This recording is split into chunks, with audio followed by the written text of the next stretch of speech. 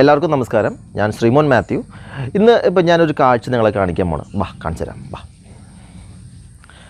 അതായത് ഈ കാണുന്നത് ഒരു പാടത്തിൻ്റെ സൈഡിലുള്ള ഒരു കോളനിയാണ്. ഒരു കോളനി എന്ന് പറഞ്ഞാൽ ഒരു 16 വീടുകളുള്ള ഒരു ചെറിയൊരു കോളനിയാണ്.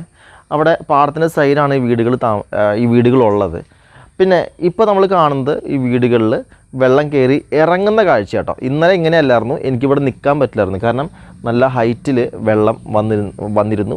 വീടിൻ്റെ അകത്തൊക്കെ നിറച്ചും വെള്ളം കയറി സകലതും ഇവിടെ നഷ്ടപ്പെട്ടിട്ടുണ്ട്. അതായത് ആളുകളുടെ പാത്രങ്ങൾ, പിന്നെ ഉടുപ്പുകൾ, പിന്നെ സർട്ടിഫിക്കറ്റുകൾ, അങ്ങനെ സകലതും. കാരണം പെട്ടെന്നായിരുന്നു വെള്ളം വന്നത്. അതായത് മിനിഞ്ഞാന്ന് രാത്രി ഇവിടെ വെള്ളം കയറുകയും എന്നിട്ട് ഇവിടുത്തെ പഞ്ചായത്ത് ഇവിടുത്തെ ആളുകളെ തൊട്ടടുത്തുള്ള ഒരു JBS സ്കൂളുണ്ട്, ആ സ്കൂളിലോട്ട് മാറ്റുകയാണ് ചെയ്തിരിക്കുന്നത്.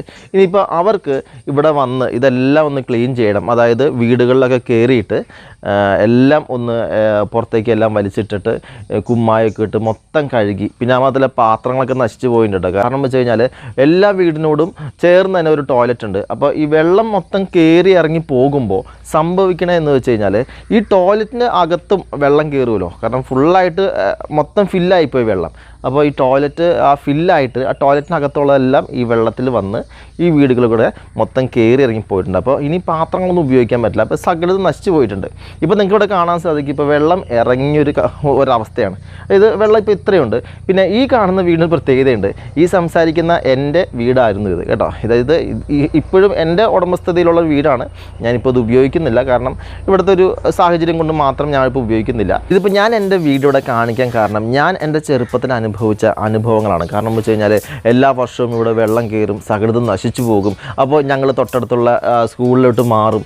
പിന്നെ രണ്ടാമത് വന്ന് ഈ വീട് വീണ്ടും ഒന്ന് റിനോവേറ്റ് ചെയ്യും. അതിനും ഒരുപാട് ചിലവുകളുണ്ട്. നമുക്ക് നഷ്ടത്തിൻ്റെ മറ്റ് ചിലവുകളുണ്ട്. അപ്പോൾ പഞ്ചായത്തിനും അല്ലെങ്കിൽ ഗവൺമെൻറ്റിനും നമ്മളെ സഹായിക്കുന്നതിന് ഒരു പരിധി ഉണ്ടായിരുന്നു. പക്ഷേ അന്ന് ഞങ്ങളെ സഹായിച്ചിരുന്നത് മഹാമനസ്കരായ പല ആളുകളാണ്. തൊട്ടടുത്തുള്ള ആളുകൾ, ചിലപ്പോൾ കുറച്ച് മാറിയിട്ടുള്ള ആളുകളായിരിക്കാം. അവർ വസ്ത്രങ്ങൾ കൊണ്ടു തന്നും, പിന്നെ മാത്രമല്ല ഭക്ഷണത്തിനുള്ള അരി കൊണ്ടു തന്നും. കാരണം സകലതും നശിച്ചുപോയി. അപ്പോൾ സ്കൂളിൽ താമസിക്കുമ്പോഴാണെങ്കിലും ക്യാമ്പിൽ താമസിക്കുമ്പോഴാണെങ്കിലും ക്യാമ്പിലേക്ക് ആവശ്യമായ ഫുഡ് ആവശ്യമാണ്, ബിസ്ക്കറ്റുകൾ ആവശ്യമാണ്. പിന്നെ സ്ത്രീകൾക്കാണെന്നുണ്ടെങ്കിൽ പല മറ്റ് ഡ്രസ്സുകൾ ആവശ്യമാണ്. പിന്നെ കുട്ടികൾക്ക് ഡ്രസ്സ് ആവശ്യമാണ്, നമുക്ക് ഡ്രസ്സ് ആവശ്യമാണ്. അപ്പോൾ ഇങ്ങനെയുള്ള ഡ്രസ്സുകളെല്ലാം കൊണ്ടുതരികയും ഒക്കെ ചെയ്ത ഒരുപാട് ആളുകളുണ്ട്. ഇന്ന് ഞാനിവിടെ അല്ല താമസിക്കുന്നത്. പക്ഷേ എൻ്റെ കുട്ടിക്കാലമാണ് ഞാൻ പറഞ്ഞ കേട്ടോ.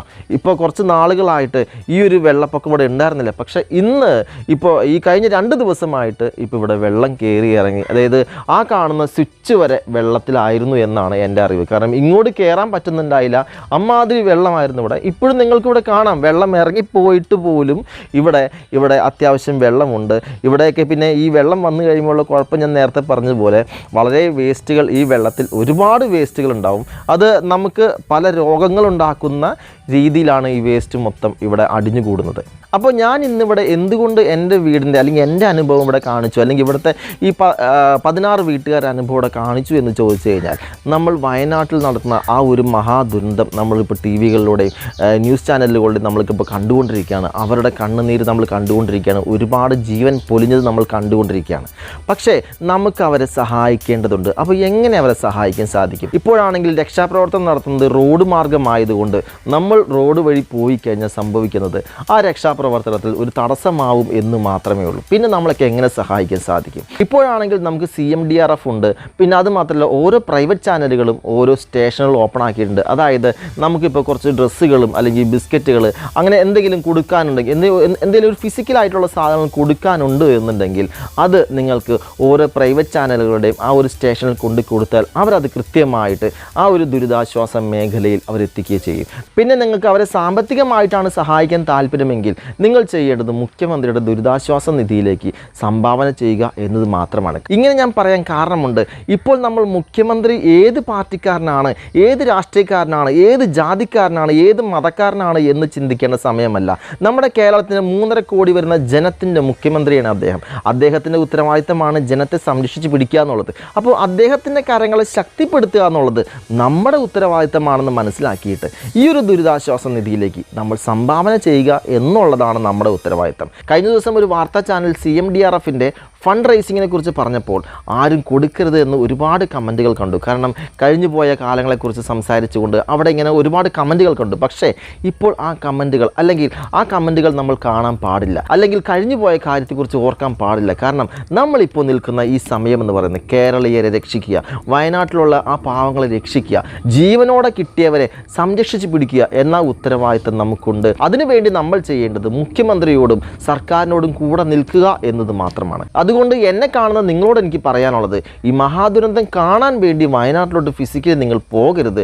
അതിന് പകരമായിട്ട് ആ പാവപ്പെട്ടവരെ അല്ലെങ്കിൽ എല്ലാം നഷ്ടപ്പെട്ടവരെ സഹായിക്കാനായിട്ട് സാമ്പത്തികമായി സഹായങ്ങൾ നൽകാം, അല്ലെങ്കിൽ വസ്ത്രങ്ങൾ, ഭക്ഷണം, ഇങ്ങനെയുള്ള സാധനങ്ങൾ നൽകാം. ഇതിനുള്ള സ്റ്റേഷൻസും ഇതിനുള്ള എല്ലാ കാര്യങ്ങളും നമ്മുടെ നാട്ടിൽ തന്നെയുണ്ട്. അതുകൊണ്ട് ഇപ്പോൾ നമ്മൾ അവരെ മറന്നു പോകരുത്. ഇപ്പോൾ നമ്മൾ രാഷ്ട്രീയം പറയരുത്, ഇപ്പോൾ നമ്മൾ ജാതി പറയരുത്, മതം പറയരുത്. അതിനുവേണ്ടി നമ്മൾ ചെയ്യേണ്ടത് കഴിഞ്ഞു പോയ കാലം ഓർക്കാതെ, രാഷ്ട്രീയം ഓർക്കാതെ, ജാതി ഓർക്കാതെ, മതം ഓർക്കാതെ, മനുഷ്യനെന്ന് മാത്രം ഓർത്ത്, നമ്മുടെ സഹോദരങ്ങളെന്ന് മാത്രം ഓർത്ത് അവരെ സഹായിക്കുക, അതിനുള്ള വഴികൾ കണ്ടെത്തുക.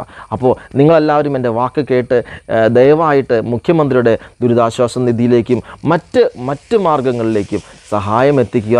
അങ്ങനെ മാത്രമേ നമുക്ക് നമ്മുടെ സഹോദരങ്ങളെ രക്ഷിക്കാൻ സാധിക്കുകയുള്ളൂ. അപ്പോൾ എൻ്റെ വാക്കുകൾ ഞാൻ ഇവിടെ നിർത്തുന്നു. Thank you. നമസ്കാരം.